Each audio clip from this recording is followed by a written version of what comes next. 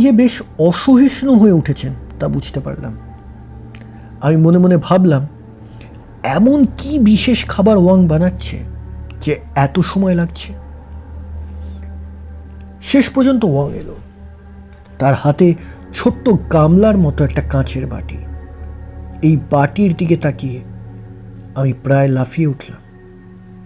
কাঁচের স্বচ্ছ বাটিতে লাল তরল রক্ত টলটল করছে, যেন সদ্য কোনো প্রাণী হত্যা করে রক্ত নিয়ে আসা হয়েছে।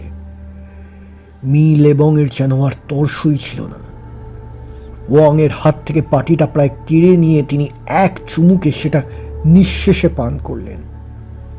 তার মুখ দিয়ে তৃপ্তিসূচক একটা ধ্বনি বেরোলো। আহ! বাটিটা তিনি ওয়াংয়ের হাতে ফিরিয়ে দিলেন। তার রক্তরাঙা ঠোঁটের দিকে তাকিয়ে আমি শিউরে উঠলাম।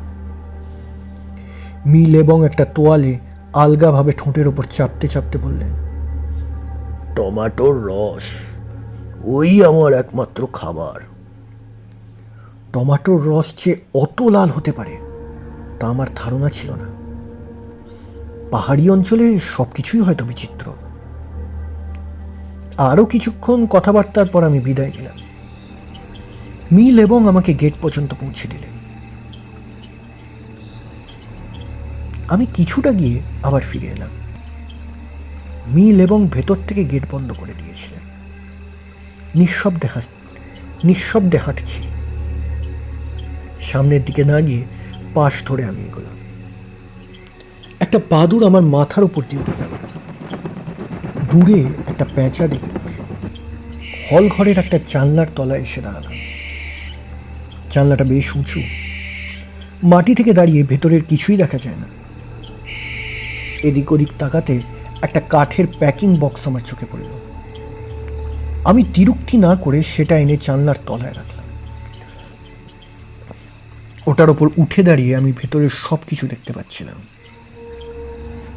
মি লেবং একটা আরাম কেদারায় অর্ধশয়নভাবে চোখ বুজে আছে। টেবিলের ওপর উচ্ছিষ্ট বাসনপত্র তখনও পড়ে আছে। আমি মি লেবংয়ের মুখের দিকে তাকিয়ে চুপ করে দাঁড়িয়ে রইলাম। ভাবলেশীন মুখ। দেওয়াল ঘড়িতে ঢং ঢং করে 10টা বাজতেই মি লেবং উঠে দাঁড়ালেন। আমি মাথাটা যতদূর সম্ভব সরিয়ে নিলাম যাতে তিনি আমাকে দেখতে না পান। সর্বনাশ, উনি যে জানলার দিকেই আসছেন।